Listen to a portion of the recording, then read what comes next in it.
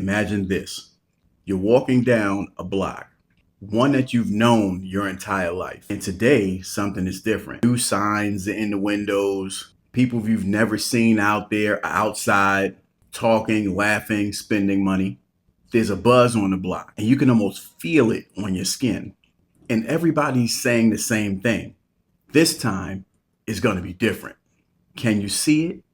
Can you feel that energy? Now imagine coming back to the same block 6 months later.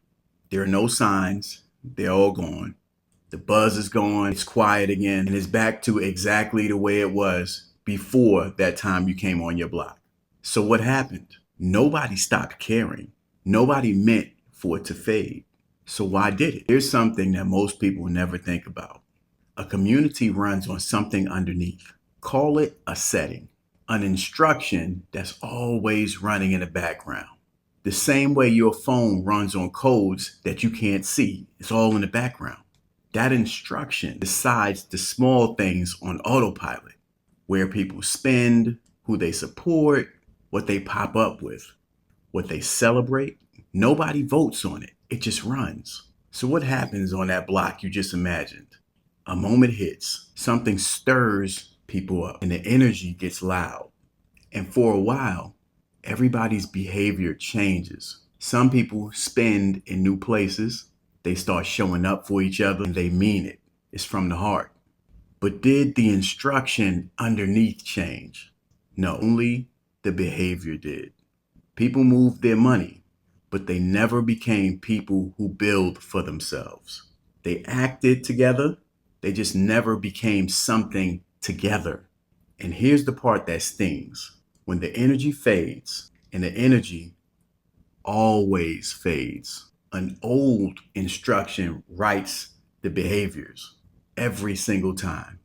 The street didn't get quiet because the people were weak. It got quiet because the actions, the behaviors changed, but the instructions didn't. And I want to be clear about something. This is not me blaming anybody for sliding back. Those old patterns are strong. They're held together by habit, by what's convenient, by years of doing things the same way. Going back isn't a flaw, it's gravity. But once you understand why this backslide happens, you can stop it. And the answer is the same for the whole community as it is for one person. Behavior follows identity. Change who people identify as, and their new behavior holds on its own. Change only what they do, and you've built on sand. And at the first dry spell, it takes all of it away. Communities don't revert because people stop caring. They revert because the collective identity never shift. The energy changed, but the instruction didn't.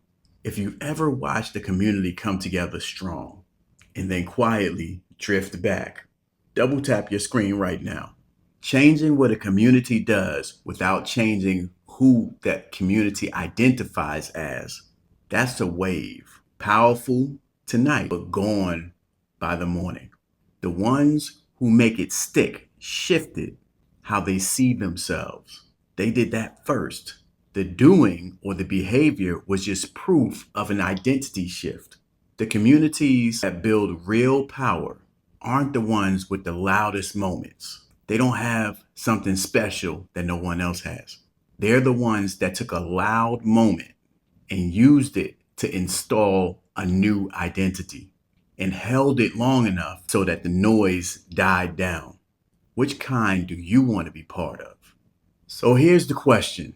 When your community comes together, are you reacting to a moment or building something that outlasts it?